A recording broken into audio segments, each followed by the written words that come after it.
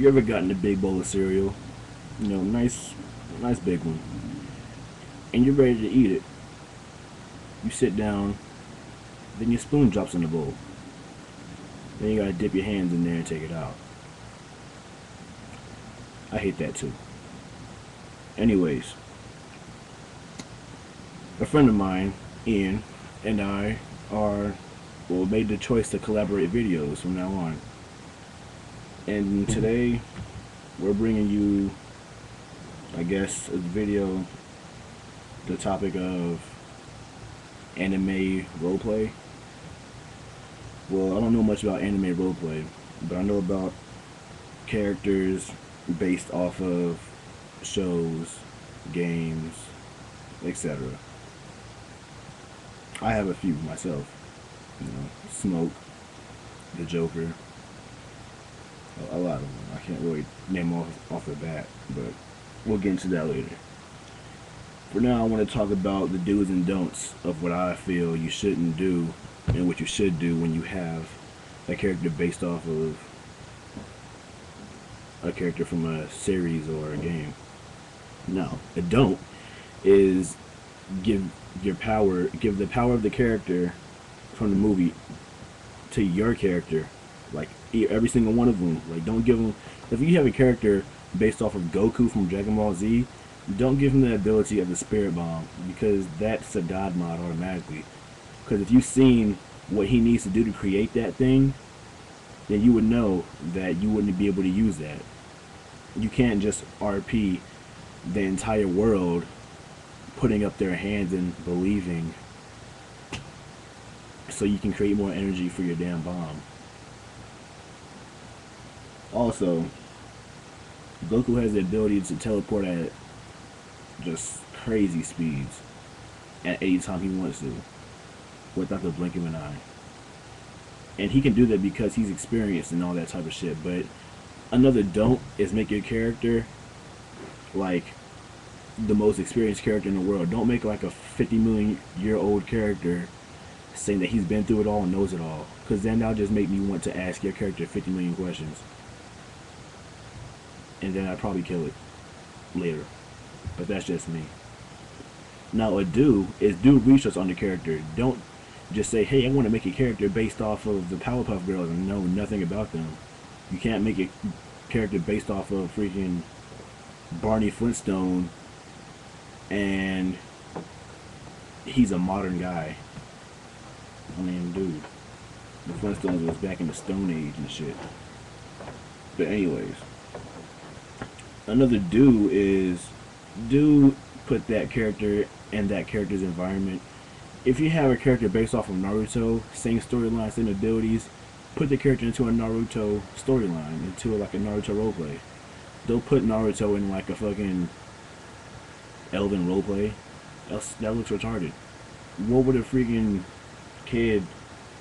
I don't even watch Naruto, so I can't really make up a good analogy for that. But I'll think of one that I can relate to.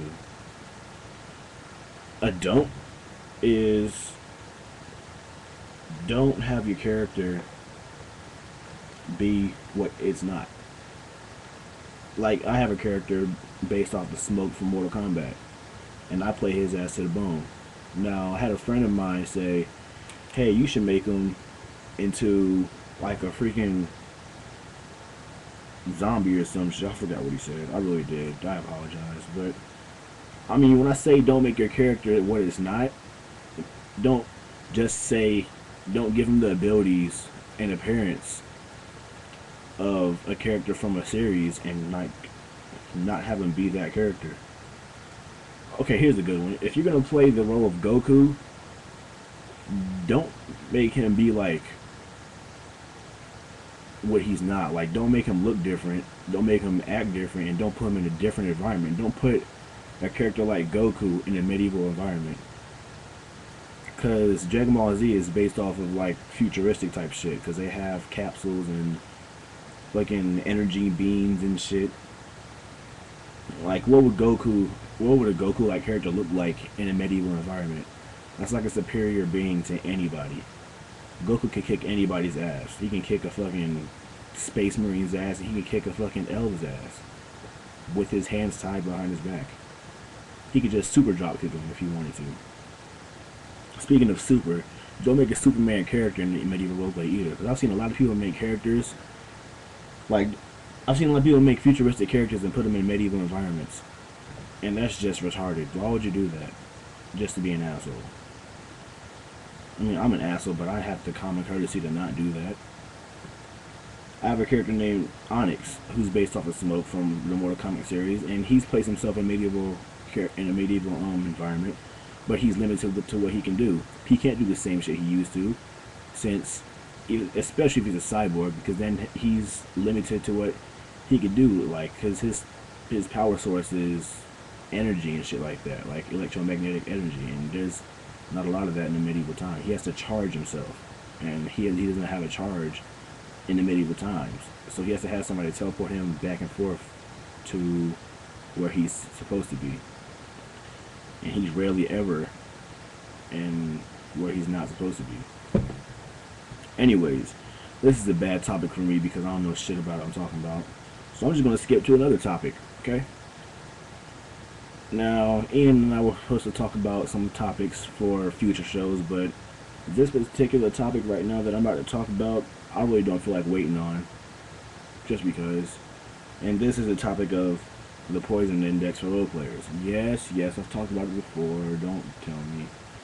But I really don't give a damn. I'm just going to talk about it anyway.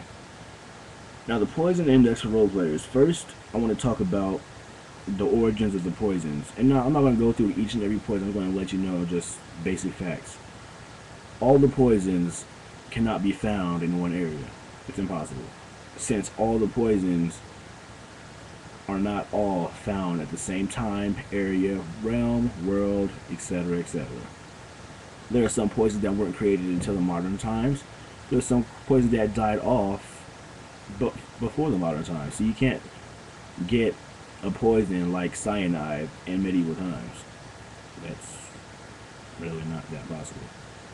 But there's a poison called Hazak poison, and it's mainly for medieval.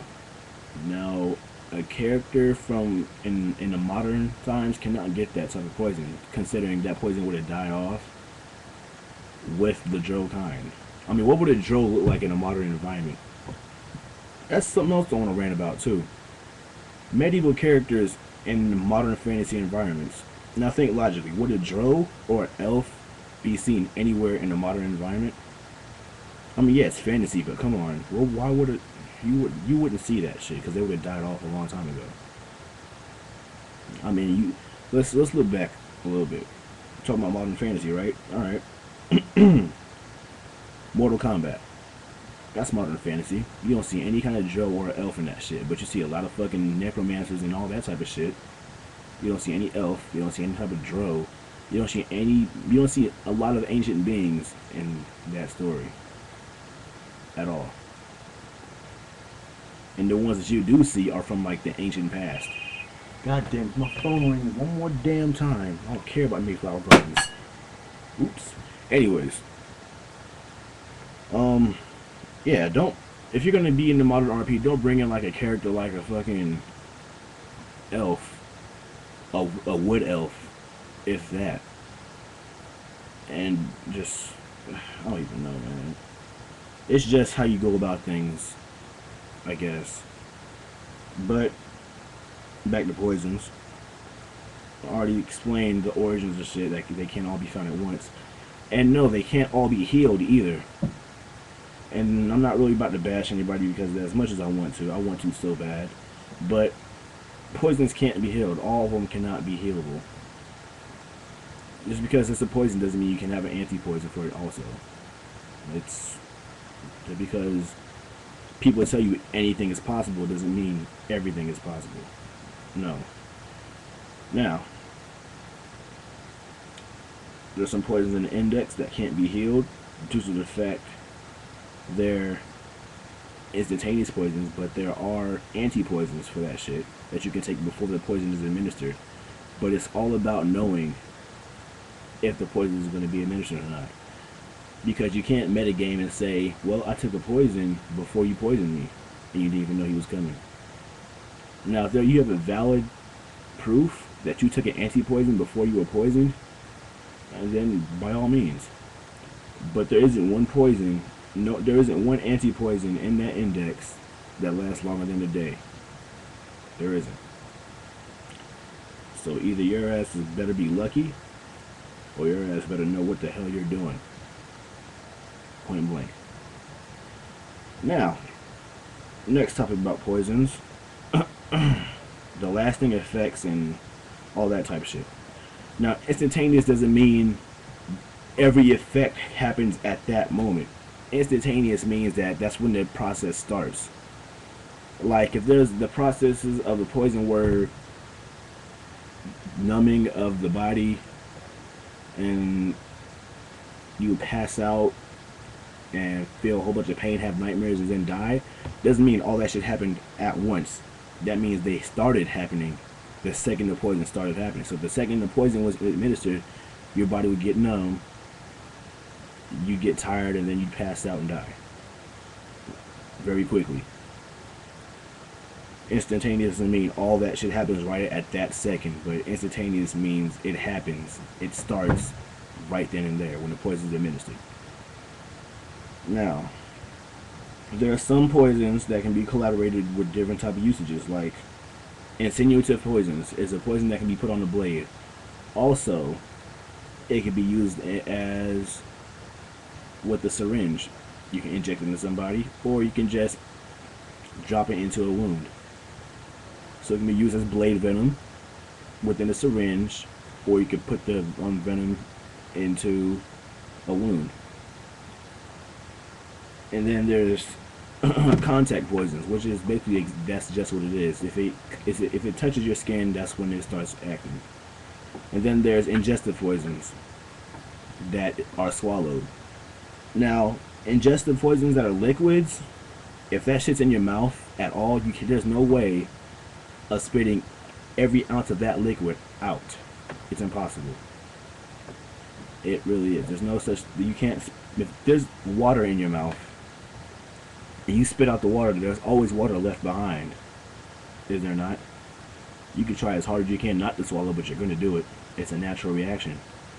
If your character blinks, people blink all the time. It's a natural reaction from birth. So if there's something in the air, like dust, then your character just can't automatically just like, hey, there's dust in the air, I'm just going to stop blinking for like all day. It's not realistic. It really isn't. But next poison is inhalant poisons. Now, inhalant poisons can either be breathed in or find any way into your lungs. I mean, they can go through your pores and find its way to your lungs or anything. But poisons aren't exactly only last when they are a certain poison. So there's more to the poison than you think.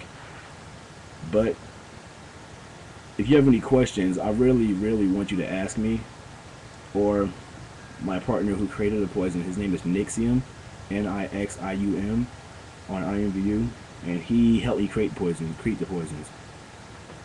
So you can ask me or him on IMVU. My IMVU name is iZoidd, IZOIDD. So if you have any questions at all about a poison or poisons, just ask. I'm cool with it. So you've just been Zoidded. You're welcome.